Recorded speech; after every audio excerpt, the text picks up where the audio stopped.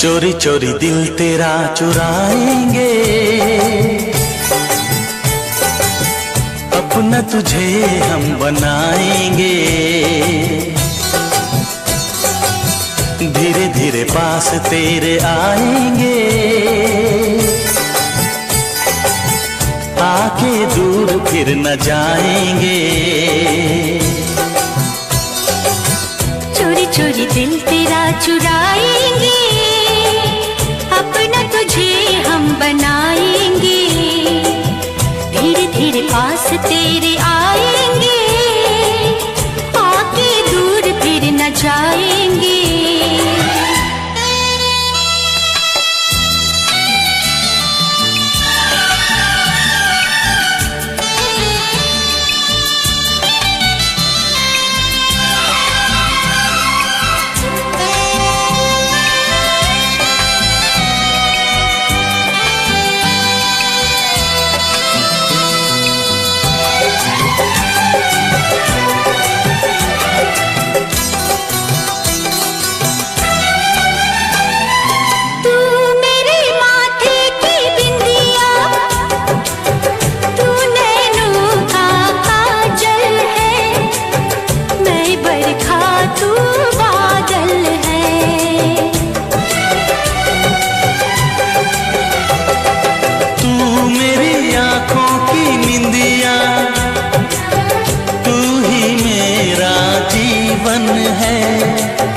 मैं हूँ दिल तू धड़कन है।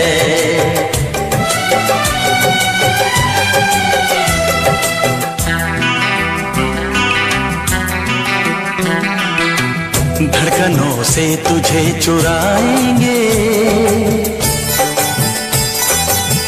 अपना तुझे हम बनाएंगे।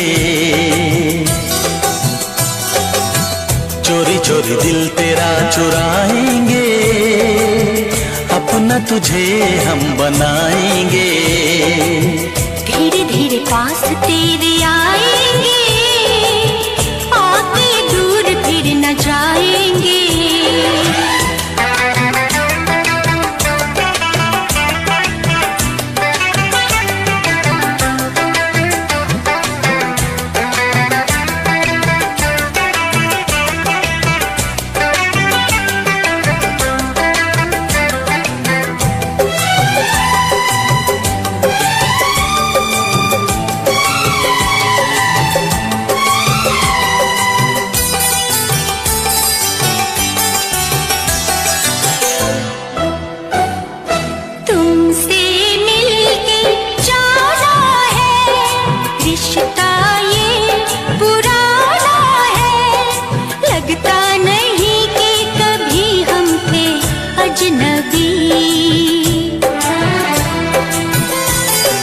फासले मिटाए हैं, यूं करीब आए हैं। खिल रही है हर तरफ वफा की चांदनी।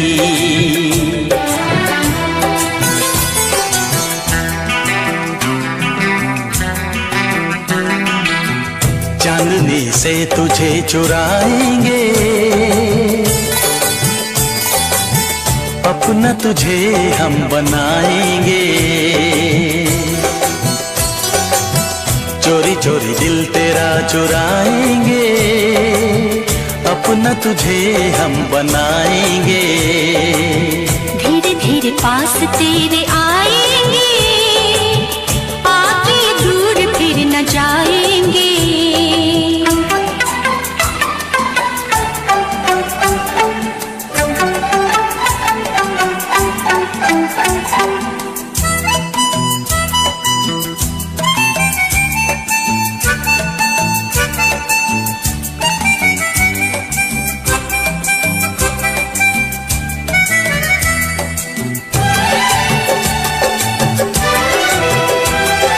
मैं तेरी बाहों में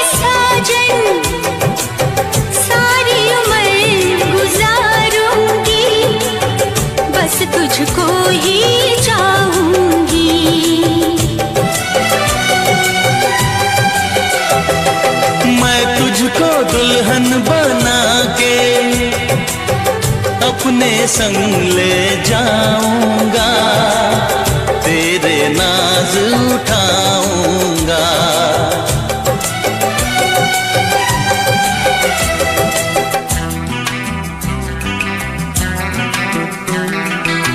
मेहंदी प्यार की रचाएंगे, अपना तुझे हम बनाएंगे।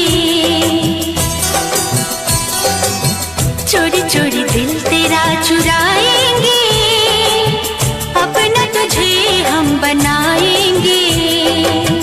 धीरे धीरे पास तेरे आएंगे, आके दूर फिर न जाएंगे।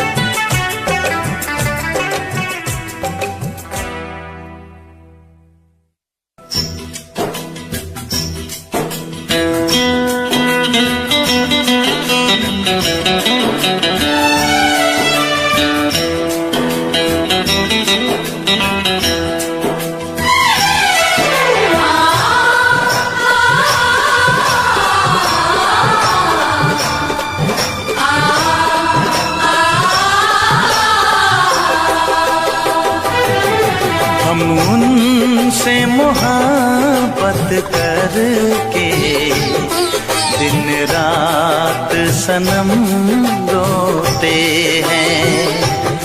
हम उनसे मोहब्बत करके दिन रात सनम रोते हैं। मेरी नींद गई, मेरा चैन गया, मेरी नींद गई, मेरा चैन गया, और चैन से वो सोते हैं। हाँ, हम उनसे मोहब्बत करके दिन रात सनम रोते हैं। हम उनसे मोहब्बत करके दिन रात सनम रोते हैं। मेरी नींद गई, मेरा चैन गया, मेरी नींद गई, मेरा चैन गया, और चैन से वो सोते हैं। हम उनसे मोहब्बत करके दिन रात सनम रोते हैं।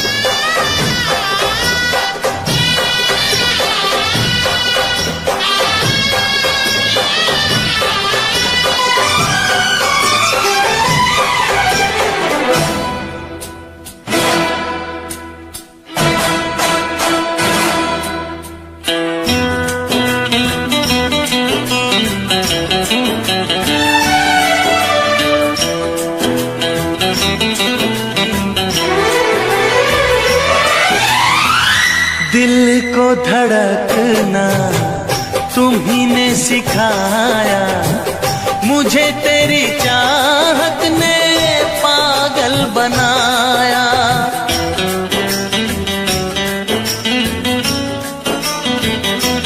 हाँ, दिल को धड़कना तुम्ही ने सिखाया, मुझे तेरी चाहत ने पागल बनाया। जाने ये कैसी है बेकरारी, कटती है आँखों में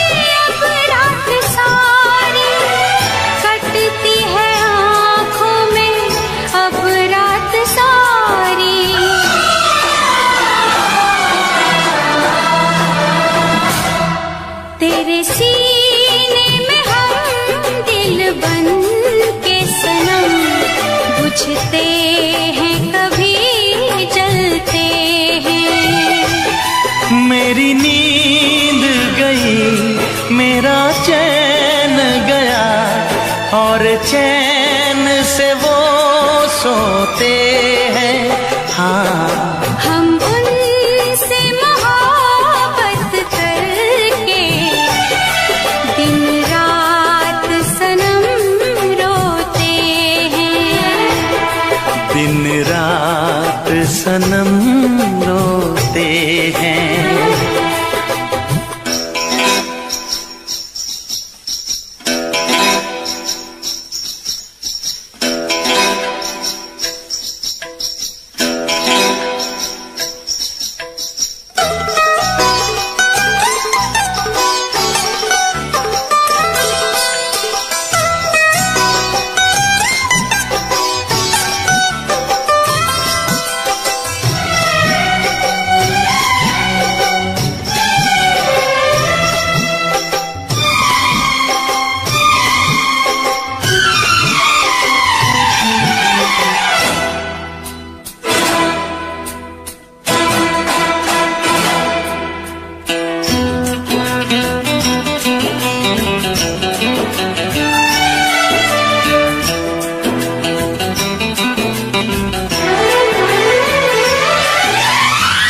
हमें आशिकी का मजा आ रहा है, गुलाबी गुलाबी नशा छा रहा है।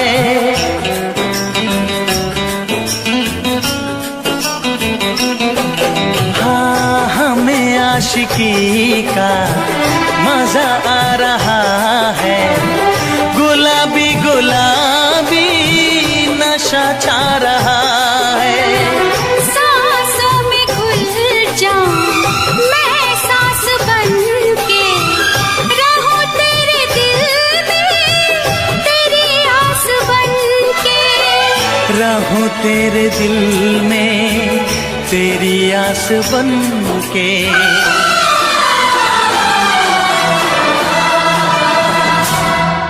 चाहत की कसम बिछड़ेंगे न हम, बस इतनी दुआ करते हैं। मेरी नींद गई मेरा चैन गया, और चैन से वो सोते हैं। हाँ, हम उनसे मोहब्बत करके दिन रात सनम रोते हैं। मेरी नींद गई मेरा चैन गया, और चैन से वो सोते हैं।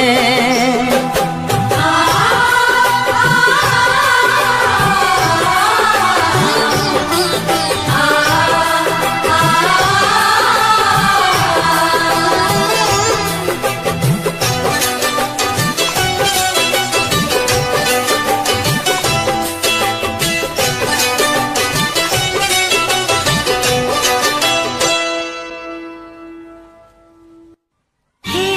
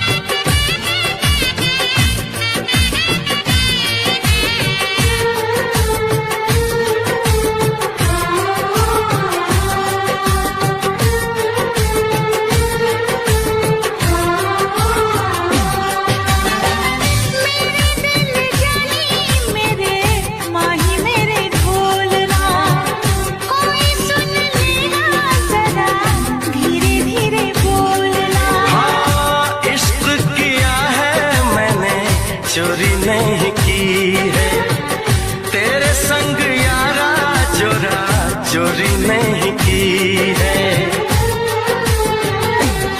चैन ले लिया मैंने बेकरार करके, बेकरार करके, बेकरार करके दिल लगा दिया मैंने तुमसे प्यार करके, तुमसे प्यार करके, तुमसे प्यार करके।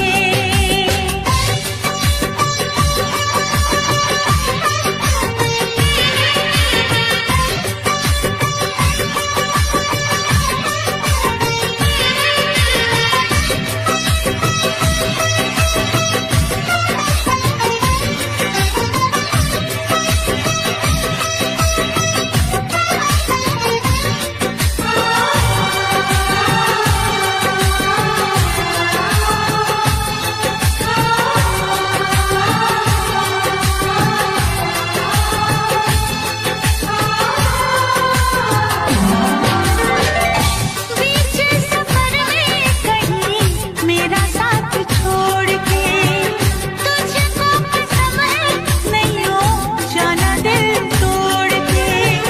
कैसे मैं बताऊं तुझे कैसा मेरा हाल वे, जीना मरना है सब अब तेरे नाल वे। तुझको पा लिया तेरा इंतजार करके, इंतजार करके, इंतजार करके दिल लगा दिया मैंने तुमसे प्यार करके, तुमसे प्यार करके, तुमसे प्यार करके।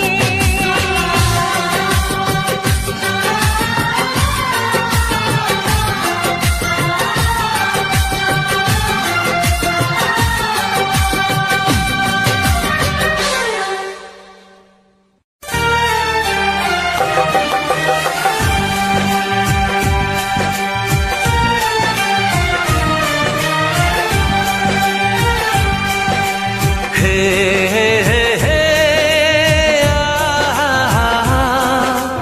ला ला ला ला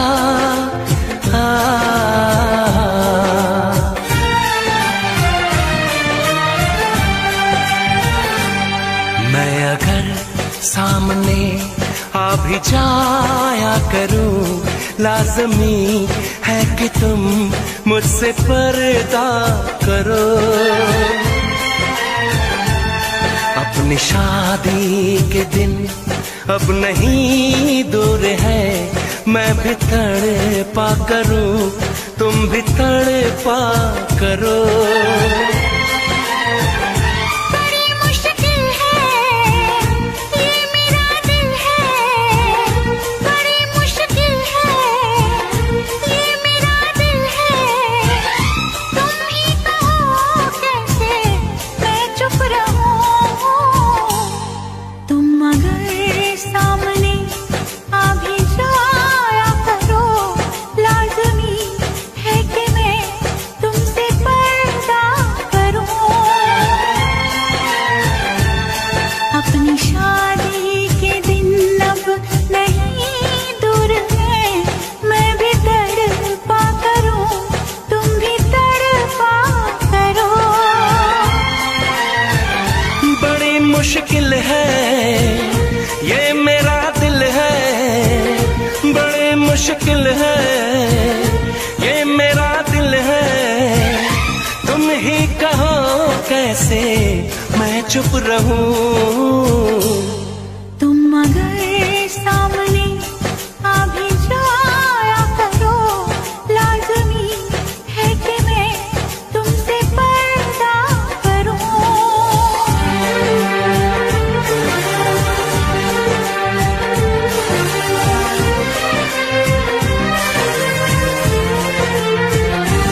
हे, हे, हे,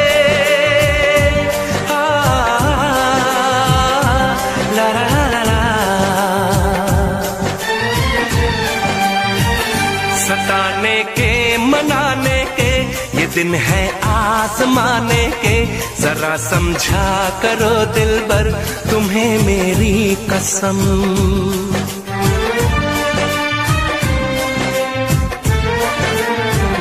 यही मेरी है मजबूरी, सही जाए ना अब दूरी, मेरा क्या हाल है कैसे बताऊं मैं सनम। ज़मीं होगी गगन होगा, तेरा मेरा मिलन होगा। मैं अगर तुमसे नजरें मिलाया करूं, लाज़मी है कि तुम मुझसे पर्दा करो।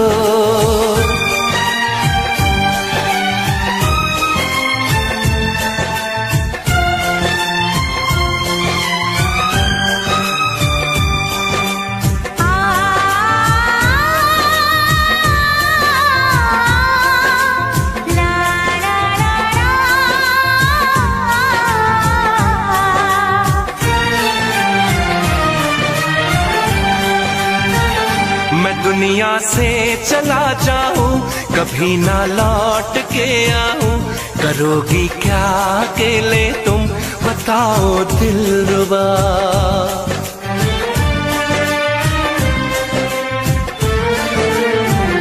मैं रब से छीन लाऊंगी, तुझे अपना बनाऊंगी, चलेगी सांस जब तक ये न होंगे हम जुदा। न अपनी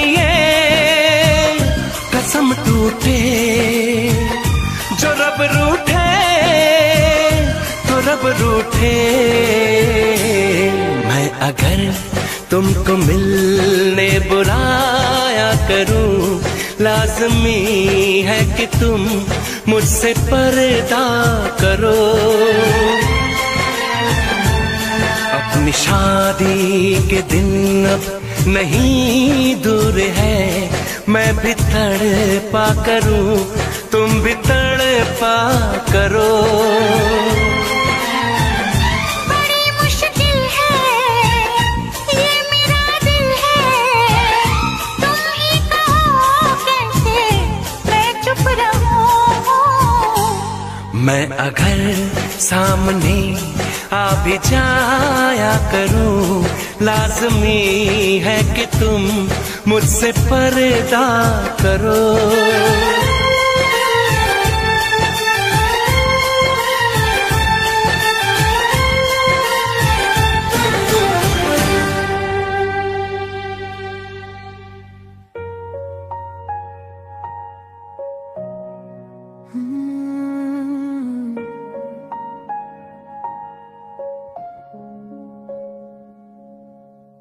तेरी यादों का एक शहर बसा है, हर गली में तेरा ही नशा है।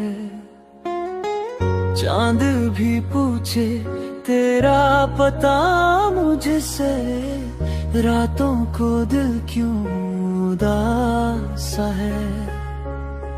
ख्वाबों की किताब में नाम तेरा लिखा, हर पन्ने पे मैंने इश्क तेरा देखा। तू मिले या न मिले इंतजार रहेगा, दिल के इस सफर में तेरा प्यार रहेगा। सांसों की तरह तू मुझ में बसा है, दूर होकर भी तू मेरे पास रहा है।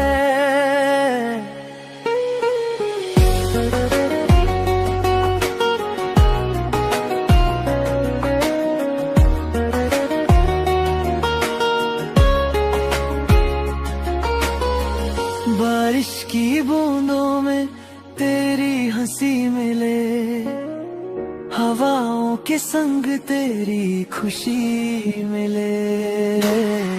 मैं जो चलूं तन्हा इन रास्तों पे, हर मोड़ पर तेरी कमी मिले। वक्त बदला, मौसम बदले, पर दिल के जज्बात ना बदले। जो था लिखा मेरी दुआओं में, वो तेरे नाम के अल्फाज ना बदले।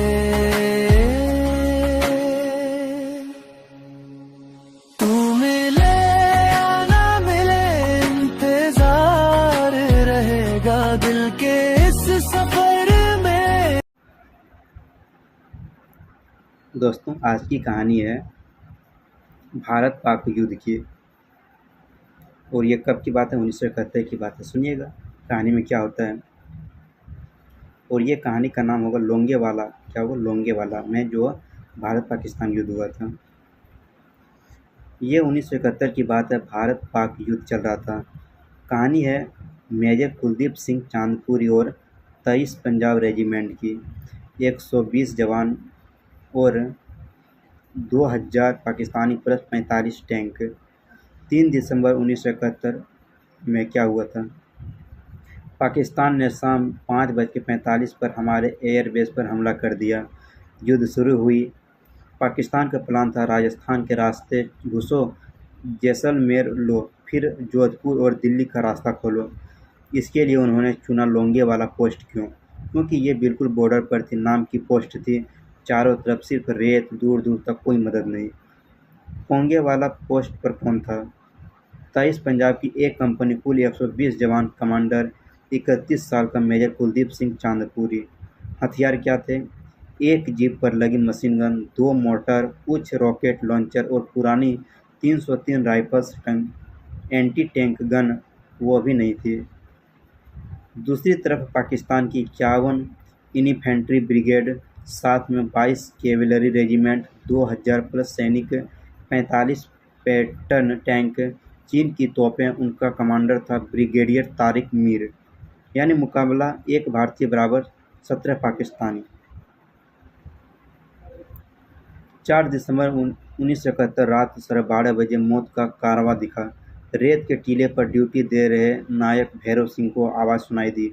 दूर रेत में थरथराहट। उसने बाइनोकुलर लगाया। सामने क्या था? रेत का तूफान नहीं था, 45 टैंकों की लाइन थी। पीछे ट्रकों में भरकर फौज हेडलाइट ऑफ करके चुपके से आ रहे थे। भैरव सिंह दौड़कर मेजर चांदपुरी के पास गया। साहब, बहुत बड़ी फौज आ रही है, टैंक ही टैंक।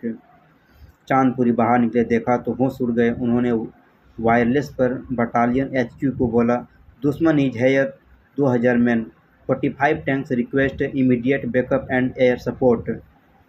जवाब आया, एयर सपोर्ट सुबह से पहले नहीं मिलेगा, बैकअप 6 घंटे दूर है, कैन यू होल्ड? चांदपुरी ने 2 सेकंड सोचा, 120 जवानों को देखा, फिर बोले, we will hold the post, last man last round. Chandpuri का दिमाग चला। उसने तुरंत प्लान बनाया। सीधी लड़ाई में तो 10 मिनट में साफ हो जाते हैं। उन्होंने पहला रेत का फायदा उठाया। लोंगेवाला के आसपास नरम रेत थी, टैंक वहां धंस जाते हैं। चांदपुरी ने जवानों को बोला, टैंकों को रेत में फंसाओ। दूसरा नंबर, तार बिछा दिए। पोस्ट के चारों तरफ कांटेदार तार का जाल बिछा दिया। रात में दिखता नहीं था। तीसरा नंबर हुआ कि जीप को घुमाया। इकलौती जीप पर मशीन गन थी। ड्राइवर को बोला, पूरी पोस्ट का चक्कर लगाते रहो और फायर करते रहो, दुश्मन को लगेगा कि हमारे पास 10 मशीन गन है। मोर्टार पोजीशन, 2 मोर्टार थे, उन्होंने टीले के पीछे छुपा दिया। रात 2 बजे हमला शुरू हुआ। पाकिस्तानी टैंक गरजते हुए आए। उन्होंने सोचा 120 जवान है, 10 मिनट का तो काम है। जैसे ही पहला टैंक तार के पास पहुंचा, चांदपुरी चिल्लाया, फायर! क्या सीन था वहाँ का। पहला टैंक फंस गए। नरम रेत में टैंक धंसने लगे। जो निकला वो तार में उलझ गया। रॉकेट लॉन्चर कमाल किया। फिर नायक शौकत अली ने RCL गन से पहले टैंक उड़ा दिया। धमाका इतना तेज था कि पाकिस्तानियों को लगा हमारे पास एंटी टैंक गन है। जीप का धोखा हुआ। वो जीप वाली मशीन गन पूरी रात घूम घूम कर फायर करती रही। पाकिस्तान को लगा कि हर टीले पर मशीन गन है। भैरव सिंह का कमाल, ये नायक मोटर चलाता था। उसने अकेले 6 घंटे में 3 टैंक मार गिराए। एक गोला सीधा टैंक के इंजन पर। पाकिस्तान के 12 टैंक रात में ही खराब हो गए, पर वो रुक नहीं रहे थे। पैदल फौज आगे भेज दी। 4 दिसंबर सुबह 4 बजे आमने सामने। अब गोलियां खत्म होने लगी। पाकिस्तान जवान पोस्ट से 100 मीटर दूर आ गए। चांदपुरी ने सबको लाइन में खड़ा किया, बोला, भाइयों गोलियां कम हैं, जब बोलूं संगीन निकाल लेना, पोस्ट नहीं छोड़नी। सुबह 5:30 बजे सबसे खतरनाक वक्त आया था। पाकिस्तानी टैंक अब सिर्फ 50 मीटर दूर था। तभी चांदपुरी ने वायरलेस पर आखिरी मैसेज भेजा, we are surrounded, we will fight till end, Bharat माता की जय। सुबह 6 बजे भगवान बनकर आए IAF। जैसे ही सूरज की पहली किरण आई, आसमान में आवाज़ गूंजी, हंटर और मारुति जहाज जैसलमेर से इंडियन एयरफोर्स के 4 जहाज आए। विंग कमांडर DS सांधा लीड कर रहे थे। पायलट ने नीचे देखा तो दंग रह गया। 30+ टैंक खुले में खड़े थे, रेत में फंसे हुए, बिल्कुल बैठी बत्तख जैसे। फिर क्या हुआ? अगले 4 घंटे तक एयरफोर्स ने कहर बरपा दिया, एक एक टैंक को चुना और उड़ा दिया। पाकिस्तानी फौज भागने लगी, पर रेत में कहाँ भागते। शाम 4 बजे तक 22 टैंक पूरी तरह तबाह, 12 टैंक कब्जे में, 100+ गाड़ियाँ खाक, 200 पाकिस्तानी मारे गए और 500 भाग गए। नतीजा क्या निकला वहाँ का? 120 ने 2000 को रोका, एक भी भारतीय जवान शहीद नहीं हुआ, सिर्फ 2 जवान घायल हुए। पाकिस्तान का प्लान फेल, जैसलमेर जोधपुर बच गया। अगर लोंगेवाला गिर जाता तो 1971 का नक्शा कुछ और होता। दुनिया दंग। इजराइल की मिलिट्री ने इस लड़ाई को स्टडी किया, इसे best example of defensive battle कहा। मेजर चांदपुरी को क्या मिला वहाँ पे? महावीर चक्र, दूसरा सबसे बड़ा युद्ध सम्मान। साइटेशन में लिखा था, his cool courage and dynamic leadership inspired his men to fight back a massive attack. Punjab को मिला बैटल ऑनर लोंगेवाला। इसके बाद क्या हुआ सुनिएगा। बनी फिल्म बॉर्डर। 1997 में JP दत्ता ने इस पर फिल्म बनाई। सनी देओल ने मेजर चांदपुरी का रोल किया। संता बनता वाली सीन, ये धरती हमारी माता है, डायलॉग सब यहीं के हैं। चांदपुरी साहब ने खुद फिल्म में आर्मी को गाइड किया था। टैंक म्यूजियम लोंगेवाला में आज भी पाकिस्तानी टैंक खड़े हैं। टूरिस्ट देखने आते हैं, गाइड बताता है यहाँ 120 शेर खड़े थे। चांदपुरी साहब 2006 में ब्रिगेडियर रैंक से रिटायर हुए। 17 नवंबर 2018 को उनका निधन हुआ, पर लोंगेवाला में उनका नाम अमर अभी भी। सबसे तगड़ी बात दोस्तों, पाकिस्तान के ब्रिगेडियर तारिक मीर ने बाद में माना, we thought it will be a cake walk but Chandpuri fought like a devil, his men were everywhere. Chandpuri ने रात में जीप घुमाकर ऐसा माहौल बनाया कि पाकिस्तान को लगा पूरी बटालियन बैठी हुई है। सीख क्या मिला इससे? जंग हथियार से नहीं, हौसले से जीती जाती। 120 जवानों के पास टैंक नहीं थे, पर कलेजा था। जब अगली बार संदेश आते हैं, गाना सुनो तो लोंगेवाला के 120 जवान को याद करना।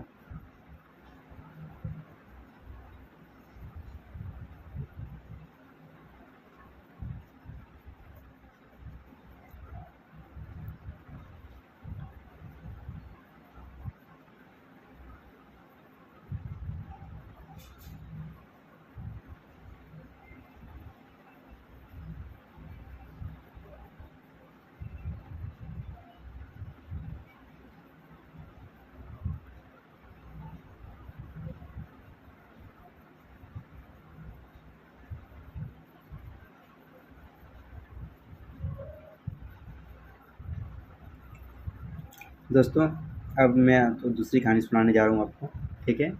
वो कहानी ख़त्म हो गया। कहानी क्या, वो देशभक्त थी जिसके बारे में हम लोग को जानना था। ये 1947-48 की बात है। आज़ादी के 2 महीने बाद ही पाकिस्तान ने कश्मीर हड़पने का प्लान बनाया था। कहानी है ब्रिगेडियर मोहम्मद उस्मान की। MVC, जिसे पाकिस्तान ने 50,000 रुपये का इनाम रखा था, जिंदा या मुर्दा। अक्टूबर 1947 में कश्मीर में क्या हो रहा था?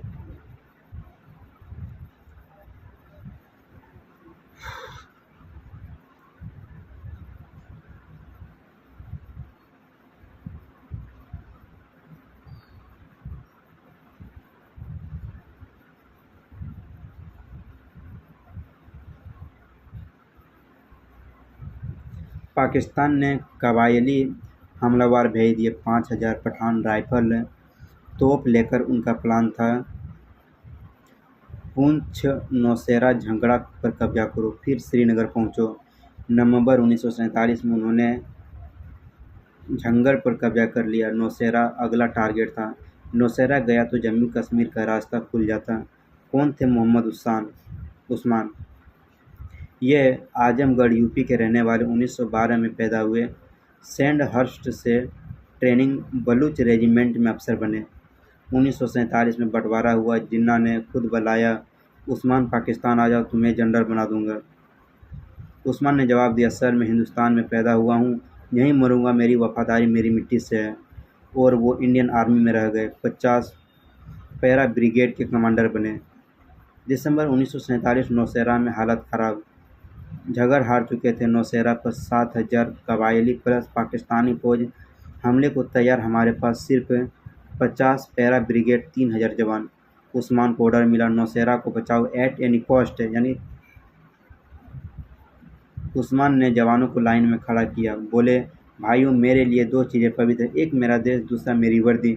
मैं नौशेरा छोड़कर नहीं जाऊंगा, जिंदा या मुर्दा यहीं रहूंगा। जवान चिल्लाए, सर हम भी नहीं जाएंगे। 6 फरवरी 1948 सबसे बड़ा हमला हुआ। सुबह 6 बजे 7000 हमलावर प्लस में पाकिस्तानी तोपखाना टूट पड़ा। नौशेरा के 3 तरफ से हमला हुआ। उस्मान सबसे आगे की पोस्ट पर थे। गोले बरस रहे थे। एक गोला उनके बगल में गिरा, उनका राइट हैंड और पैर जख्मी हो गया। अफसर बोले, सर आप पीछे चले जाओ, इलाज कराओ। उस्मान ने पट्टी बंधवाई और बोले, दुश्मन को ये नहीं लगना चाहिए कि कमांडर भाग गया, मैं यहीं से लड़ूंगा। वो 3 दिन तक मोर्चे पर डटे रहे, न सोए न खाया, बस जवानों का हौसला बढ़ाते रहे। वायरलेस पर चिल्लाते, आगे बढ़ो, पीछे मत हटो, नौशेरा भारत का है ये। नतीजा क्या हुआ? 10 फरवरी तक 7000 हमलावर भाग खड़े हुए, 2000 मारे गए, नौशेरा बच गया। फिर उस्मान ने पलटवार किया। मार्च 1948 में उन्होंने झगड़ वापस छीन लिया, जो पाकिस्तान ने नवंबर में कब्जा किया था। ये 1947 से 48 युद्ध की सबसे बड़ी जीत थी। अगर नौशेरा जाता तो पूरा जम्मू आता। 3 जुलाई 1948 में शहादत। झगड़ जीतने के 3 महीने बाद उस्मान फिर मोर्चे पर थे। पाकिस्तान ने धोखे से गोला दागा, 36 साल का शेर शहीद हो गया। दिल्ली में जब ताबूत आया तो नेहरू खुद एयरपोर्ट गए, आंखों में आंसू थे। उनका जनाजा जामिया मिल्लिया इस्लामिया में दफनाया गया। आज भी वहाँ हर 3 जुलाई को फौजी सलामी देते हैं। पाकिस्तान क्यों डरता था उनसे, सुनिएगा। 50,000 का इनाम पाकिस्तान रेडियो पर ऐलान करता था। उस्मान का सिर लाओ, 50,000 ले जाओ, पर कोई माई का लाल पास नहीं फटक सका। नौशेरा का शेर, दुश्मन उन्हें इसी नाम से बुलाता था। महावीर चक्र उन्हें मरणोपरांत में MVC मिला। वो पहले ब्रिगेडियर थे जिन्हें MVC मिला। सबसे तगड़ी बात, बंटवारे के वक्त हजारों अफसर पाकिस्तान चले गए। उस्मान के पास जिन्ना का ऑफर था, पैसा था, पद था, पर उसने कहा, मैं सोल्जर हूँ, मजहब से पहले मेरा मुल्क है। आज नौशेरा में उस्मान ब्रिगेड है। परेड ग्राउंड का नाम उस्मान स्टेडियम है। कहानी का सार है कि 1947 में जब देश टूट रहा था, उस्मान जैसे लोगों ने इसे जोड़ा, उन्हें साबित किया कि देशभक्ति का कोई मजहब नहीं होता। जब अगली बार कोई पूछे मुसलमान देशभक्त होते हैं तो नौशेरा के शेर का नाम ले देना।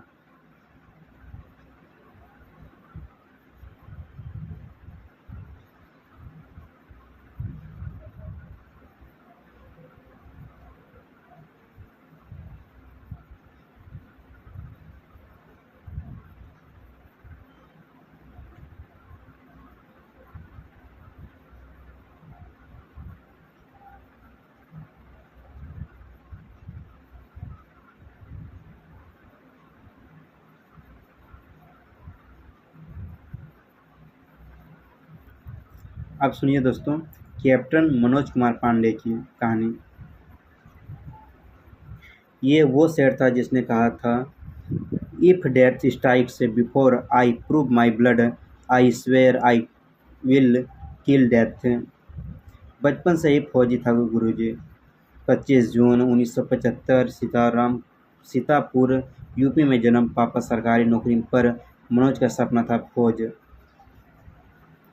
सैनिक स्कूल लखनऊ में पढ़ा। वहाँ दीवार पर लिखा था, some goals are so worthy, it's glorious event to fail. Manoj रोज उसे पढ़ाता था। एनडीए में टॉपर, आईएमए में अवार्ड ऑफ ऑनर। जून 1997 में 1/11 गोरखा राइफल्स में कमीशन बना। दोस्त पूछते, यार तू इतना पढ़ता क्यों? मनोज हंसकर बोलता, परमवीर चक्र लेना है मुझे। मई 1999 कारगिल बुलावा आया। मनोज की पलटन बटालिक सेक्टर में थी। ऊपर खालूबार टॉप 19,700 फीट ऑक्सीजन 30% दुश्मन की 4 post Zubair Khalubar bunker complex. 3 जुलाई 1999 टास्क में मिला, captain Pandey Khalubar top clear करना, ये सबसे खतरनाक है। मनोज ने मैप देखा, मुस्कुराया, जवानों से बोला, भाइयों ऊपर तिरंगा फहराना है, कोई शक? जवान चिल्लाए, नो छोड़नू साहब। गोरखा रेजिमेंट का नारा, मतलब हम नहीं छोड़ेंगे। 3 जुलाई रात 8 बजे चढ़ाई शुरू हुई। 90 डिग्री खड़ी चढ़ाई, बर्फ ऊपर से मशीन गन, एक कदम फिसला तो 2000 फीट नीचे। मनोज की टीम 5 हिस्सों में बटी। मनोज खुद लीड प्लाटून में सबसे आगे। रात 11 बजे पहली पोस्ट जुबैर देखी, 4 पाकिस्तानी। बंकर में मनोज रेंग कर गया, ग्रेनेड फेंका पर खोखरी लेकर अंदर 4 को अकेले निपटाया।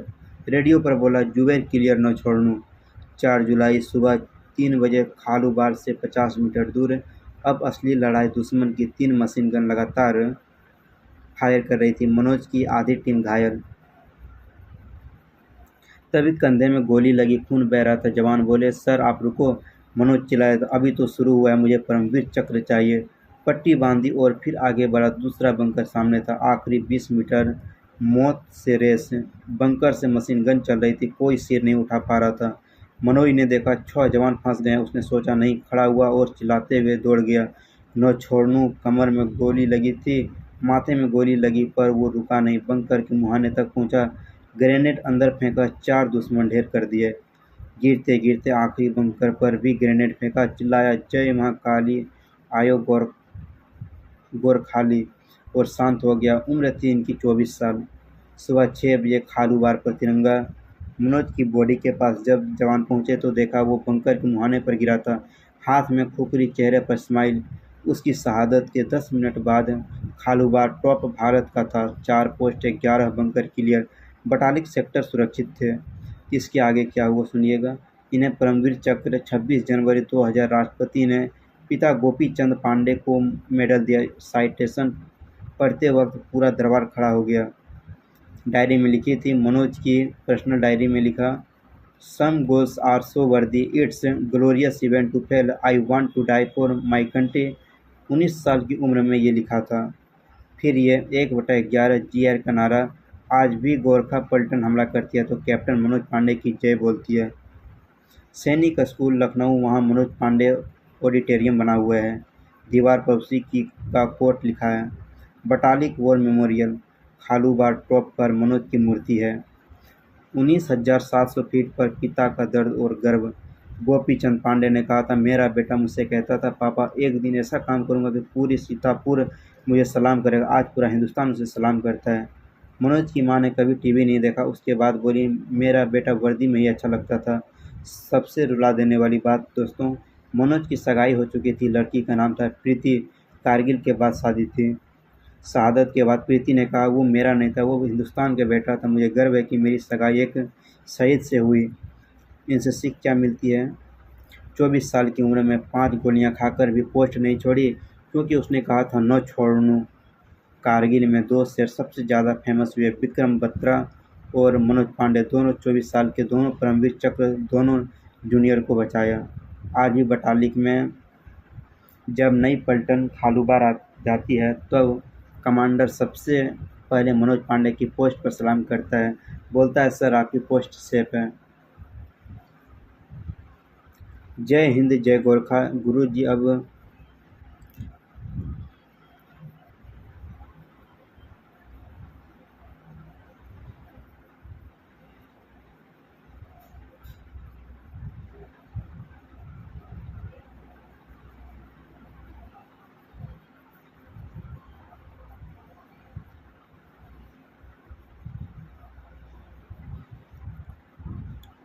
और दोस्तों आइए कहानी और थोड़ा सा इंटरेस्टिंग बनाते हैं।